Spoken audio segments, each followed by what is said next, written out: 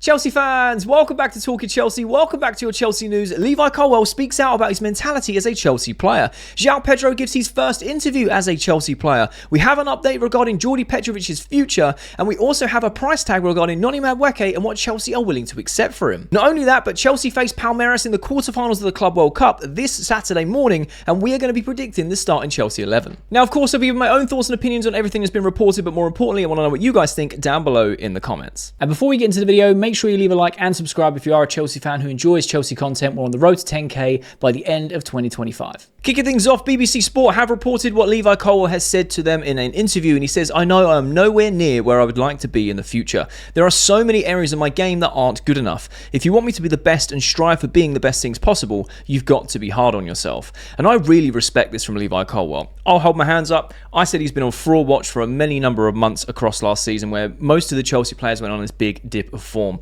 And I felt like Levi Colwill knew this himself. He beats him up himself about it, and he's very emotional about wanting to be the best that he can, and he wants to play with pride, and he loves playing for the club.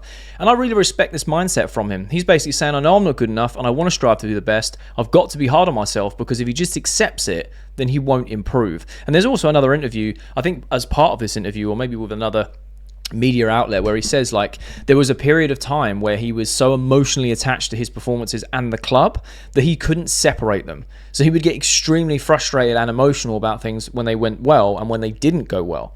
So obviously when things go well, you're loving life, but when they don't go well, you take it even harder. And he said that he had to take some time to separate the emotions from it. So yes, he loves playing for the club, he bleeds blue, but also as a professional footballer focusing on his career, he needed to make those improvements and have that separation for his own sanity, basically. And I absolutely love this. If he wants to strive to be the best, I still think Levi Colwill is a fantastic centre-back, and he has such a high ceiling. And we've seen how he has improved in the latter stages of this season and how good he can be, right? There's been so many performances where he's been amazing. There's also been performances this season where he's been not so great and made some mistakes and made silly challenges, etc. But he is still very young.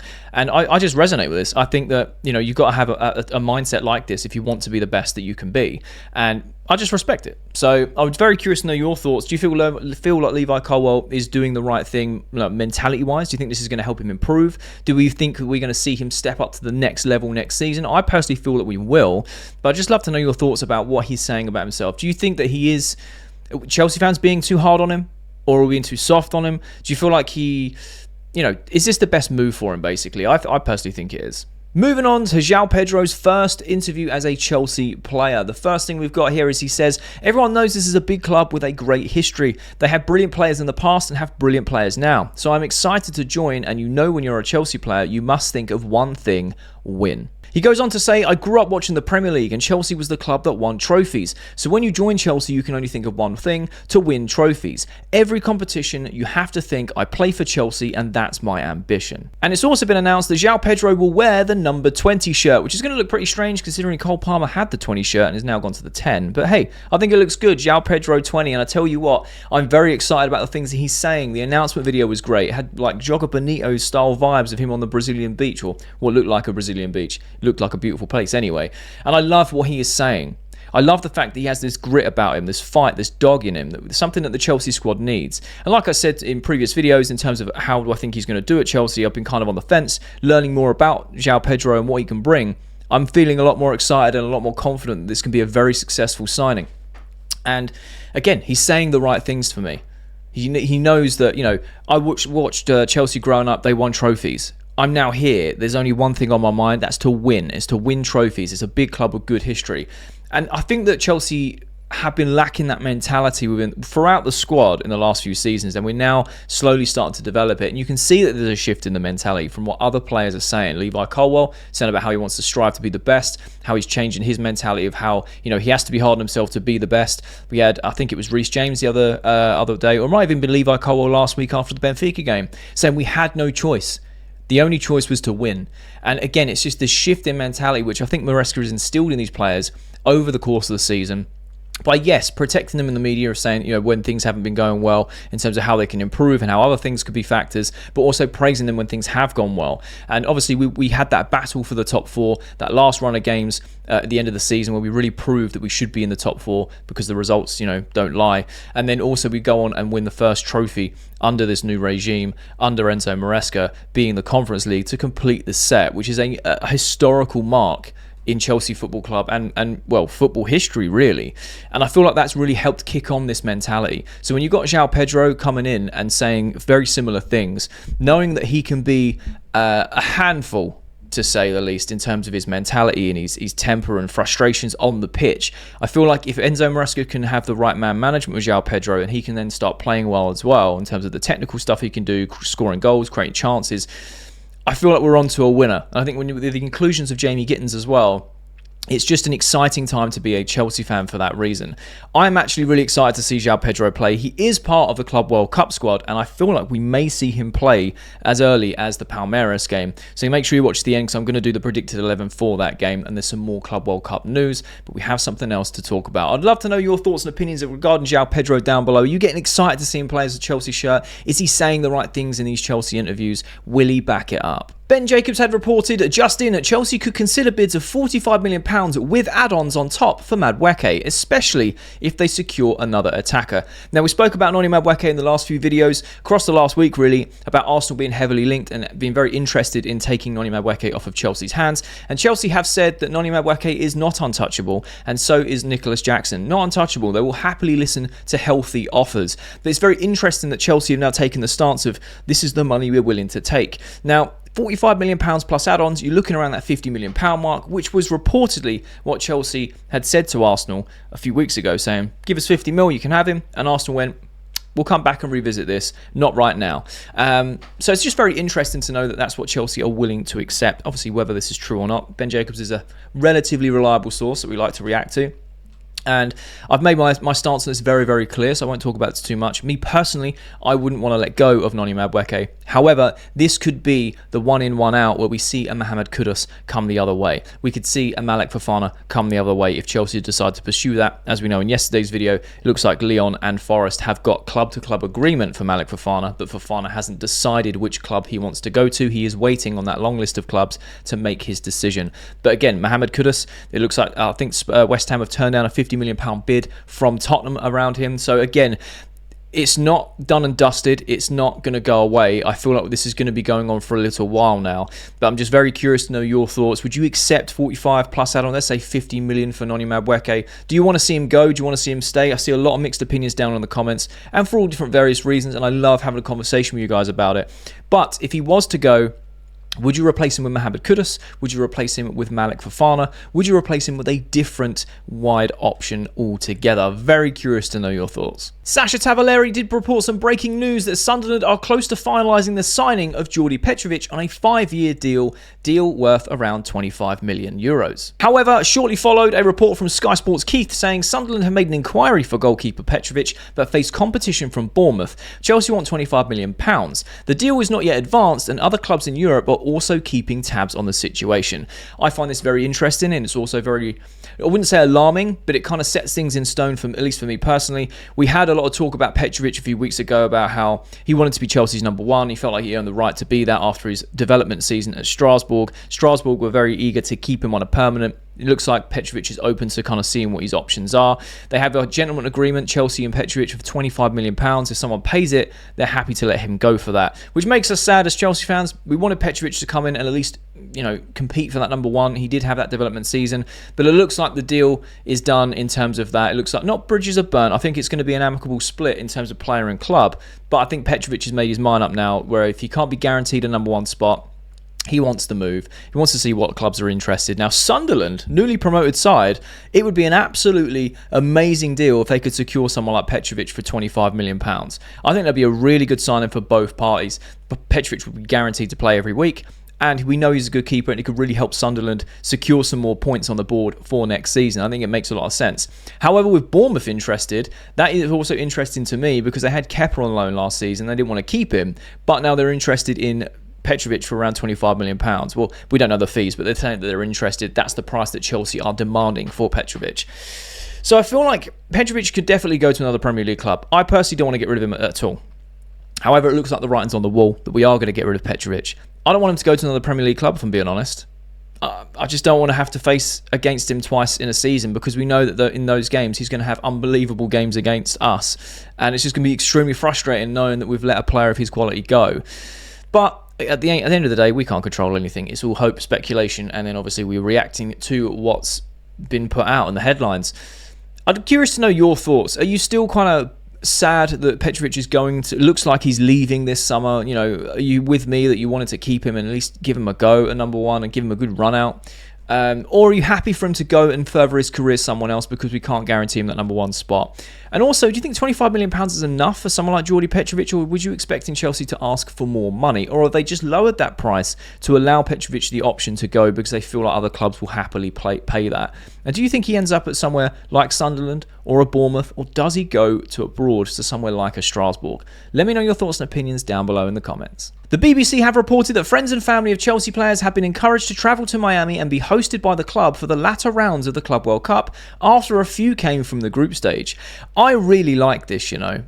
I really like this, because you want to sort of build a winning mentality and a culture where the friends, family and the players are all on the same page, the managers, the board, and everyone's, you know, they're all in the same vision. And I feel like the friends and families being involved with the footballers' lives just boosts morale massively. I believe that Jose Mourinho did something similar to this. What was it, 2006? 2005, 2006 with the USA tour, I believe.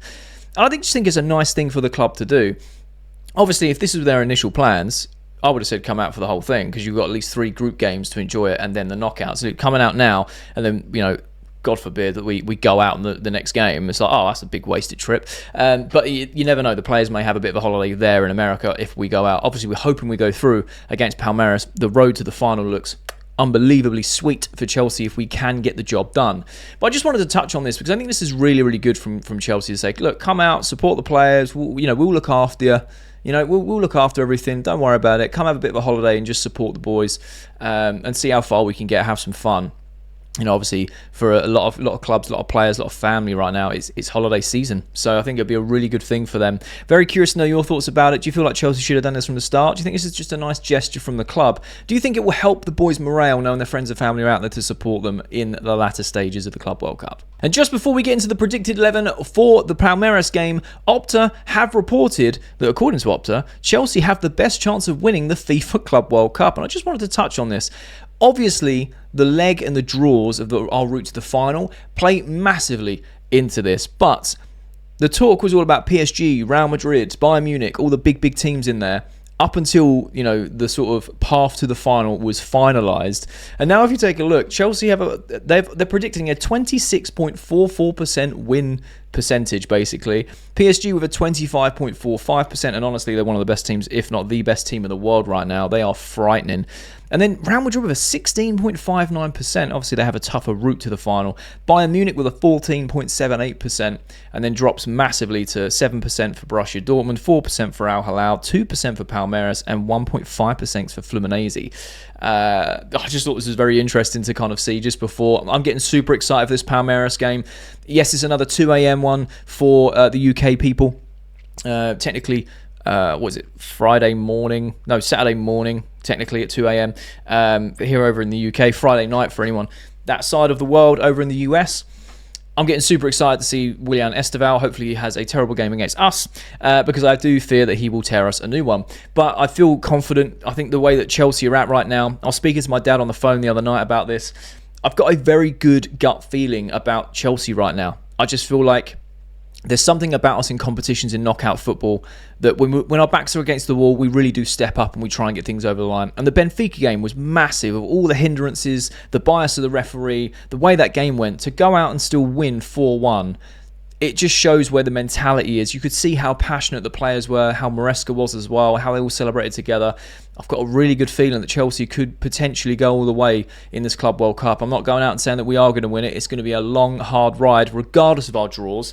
And regardless of the amount of people that say we're expected to win, you can only go out and play who's in front of you, and you still have to get the result. I do feel more than confident that we can go through if we turn up. Palmeiras are not going to be a team to be underappreciated, underrated at all. They're going to make it hard for us. And then we go into the round after that. And again, we have to, one game at a time. But I just thought this was very interesting. It has all been PSG, Real Madrid talk, and now because of the route, now Chelsea are the favourites. So it'll be very interesting to see how it pans out, and I want to know your guys' opinions down below about these Opta stats. Do you agree with them? Do you think they make sense in terms of our draws and things? Do you think Chelsea can go all the way? Where do you think that Chelsea can finish in this Club World Cup? Imagine if we win it. It would be unbelievable limbs, and we get that golden badge for 4 years. That would be absolutely wild. So let me know your thoughts and opinions down below, and let's predict this Chelsea starting 11. Like I said, I'm getting very, very excited about the Palmeiras game. It's a late one here in the UK, but it's going to be worth it. It's going to be absolutely worth it. Hopefully no more adverse weather conditions that kind of postpone it for any long, lengthy periods of time. But we're going to start with the goalkeeper, and I feel like he's going to be Robert Sanchez. And to be fair, I think he's had a good tournament so far. He just has. He's been solid, especially in the last game. He was solid. All right, the Flamenco game was a bit of a blip. But again, I always still stand by that the goals that we conceded, he couldn't do anything about. It was more a defensive error as a unit. But I feel like Sanchez is going to start. However, there is some team news I will talk about as we go through this predicted 11. It's very, very vital. I feel like we could see some shock changes. And again, this is just me predicting it. Left back, I feel like it will be Cucurella. I don't think it could be anyone else. We don't have another left back, and I don't want to see Gusto at left back personally. I feel like the centre backs, you could go either way, but if you want my honest opinion on the best pairing, I think it has to be Levi Colwill, and it has to be Tosin. Tosin for me has been fantastic. He's been very consistent, goes under the radar a lot, and he's a very good defender. And in the Club World Cup, he's played amazing too. Now, yes, you could argue Chalobah for sure. Chalobah's also a fantastic defender, but I feel like Colwill and Tosin together makes a lot of sense, at least in my opinion. Right back, I'm going to go Reece James, and I don't want to see him... oh, hang on, I've not spelled that right. Reece James, I don't want to see him inverting. I'd rather Cucurella be doing that job, if I'm being brutally honest. And like I said, I don't want to see Gusto at right back or at left back currently. And that's not to throw shade at him. I just feel like you've got Josh Ashimpong, who's playing to a higher standard, and Reece James is obviously unbelievable, and he's fit. So that's the way I would see it. Love to know your thoughts down below regarding the right back position and the inverting. But that's what I would go for as the back five. Obviously Sanchez, Cucurella, Colwill, Tosin, James. When it comes to the holding 6 positions, this is where it gets interesting because Caicedo is suspended. I originally thought in my live watch along that Cucurella was also suspended for the yellow card, but I double checked and he's not. The only player we've got suspended is Caicedo. So, who are we going to play? Who are we going to play? Are we going to play Andre Santos? Or are we going to play Asugo? Now, if you ask me personally, the purpose of this video, I think we're going to be playing Asugo, and I'm going to go with Asugo because, from what everyone has been saying, in and around Chelsea and fans where we've seen Asugo play, he is a like for Caicedo. And we've only seen him in limited minutes, and it's like, yeah, he's got Caicedo traits, and the way he plays is very Caicedo-esque. I feel like he will naturally come in that position, and that's what he's bought for, rotation for Caicedo. It's going to be very interesting to see how Chelsea perform without Caicedo for the entire match in that team. It's a big ask for Dario Asugo, but I feel like he can do it. I feel like he can step up. I think it's a nice game to really test him in a Chelsea shirt. Now, obviously, you could argue we could play Andre Santos, but out of the two, Andre Santos is more of a box-to-box midfielder and can play more of an attacking role. And, you know, through all these reports and the briefings, looks like Andre Santos is kind of in that Enzo Fernandez role, and that's the cover option for him. And I feel like Enzo Fernandez is going to play. The other thing to note is we could play Romeo Lavia, except Romeo Lavia hasn't been seen in training for the last 2 days, which is very worrying in my opinion. We try and wrap him in bubble wrap, and he's fantastic when he plays. And I'm hoping that I get this horribly wrong, and he does play for us because he's unbelievable. But he's not been training for the last 2 days after a period of the guys getting 2 days off to rest. So I don't know whether it's precautionary, whether it's he's got an extended rest just to make sure he's ready. I don't know whether he's picked up some sort of injury because nothing's been reported on it. I'm not entirely sure. But going off the fact that Caicedo is banned for the game or suspended for the game because of the yellow cards, and Lavia's not been seen in training for nearly a week, I'm going to go with Dario Asugo because as far as I can see, he's been training, he's fit, and he's ready to go. Like I said, it'd be a big test. Now, pairing him, I've already said I'm going Enzo Fernandez. This guy is fantastic in a Chelsea shirt. Really found his form this season under Enzo Maresca. So hopefully that can continue. And then the next big sort of change that we could see is going on to that left-hand side. I honestly feel that we could see Joao Pedro start. I honestly feel like we could see Joao Pedro start this first Chelsea game. Now, reason being, normally I would say it's way, way too soon to see a brand new signing sign one at the start of the week, play at the end of the week. Like, very, very soon. There's a lot of travel, there's training, there's tactics, there's a lot of things to it. The reason we bought Joao Pedro in such a rush was to register him for the Club World Cup. So I've got a feeling that around the club, they're sensing that he can come in, train for a few days, and we can just play him because he's going to be better in that left-hand side, which is one of the positions he can play drifting in. We don't have Gittins because he's cup-tied for this competition. Obviously, we've got Nkunku, who can play off of the left. Maybe they feel like Joao Pedro is the person that's going to plug that hole a lot quicker and play that role a bit better until Gittins is available later on, well, technically pre-season and then next season. So I feel like we could actually see Joao Pedro playing off of that left-hand side against Palmeiras, which would be very exciting stuff if I'm being brutally honest. Now, in that number 10 role, I'm going to go with Mr. Cole Palmer, obviously. Not Palmer. Yeah, if he's fit, ready, and raring to go, and mate, he must be so excited with these new signings coming in and with how the squad is developing, because we know how good he is at creating chances. Imagine the people around him that can actually finish them off. Mate, he's in for a monstrous season, in my opinion, and hopefully he can start goal scoring again. Now, obviously, I've set this up in a 4-2-3-1, but Enzo Maresca has been testing this like 4-2-2-2, so this could chop and change, and I think what Maresca really wants is that front four, rather than that 9 focal point, because now we have that in Leon Delap, but that whole 4 as a unit to be very fluid and move throughout the game. And I think that's what we may see. We may see Joao Pedro going forward as that second striker and Palmer drifting to the left-hand side. We could see Cole Palmer going to that right-hand side, the right wing coming a bit more centrally. Joao Pedro coming centrally, moving into those channels. You never know. And I feel like that's what we're going to start seeing with this Chelsea team in the attacking sense. Now, when it comes to the right-hand side, for me, there's only one player right now on form that you have to play, and that is Pedro Neto. You have to play Pedro Neto, in my opinion, because he's on fire. He's Chelsea's player of the tournament, in my opinion. He's been so, so good. Obviously, you've got the likes of Caicedo and Reece James, and a lot of other players have been fantastic, Tosin in there as well. But on that right-hand side, right now, in my opinion, Neto is untouchable because he's been playing so incredibly well, and fair play to him. Long may that continue.